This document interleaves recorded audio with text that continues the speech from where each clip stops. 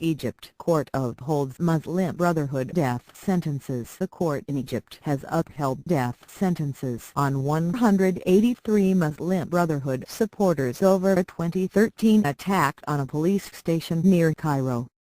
The men were convicted over the deaths of at least 11 officers in Kerdasa.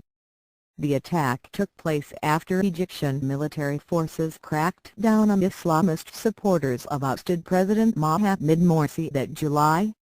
Hundreds of death sentences have been passed on Mr Morsi's supporters, but none have been carried out. Mr Morsi will face a new espionage trial on February 15, Egypt's official Mena news agency says. He and 10 others will be charged with leaking classified documents to Qatar and Qatari-based broadcaster al-Jazeera. Mr Morsi is already facing 3 other trials, including another case of espionage. He could be given the death penalty if found guilty. Appeal still possible. More than 140 of the 188 defendants in the Kerdasa case are already in custody, while the rest have been sentenced in absentia. The court also sentenced a minor to 10 years in prison in the case, and 2 other defendants were acquitted.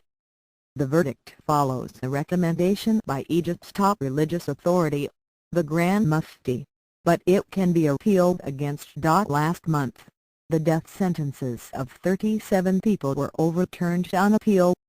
The defendants had been convicted of attacking a police station in Mena, south of Cairo, on the same day as the Kerdasa attack. The original trial also saw some 377 people sentenced to life in prison in absentia.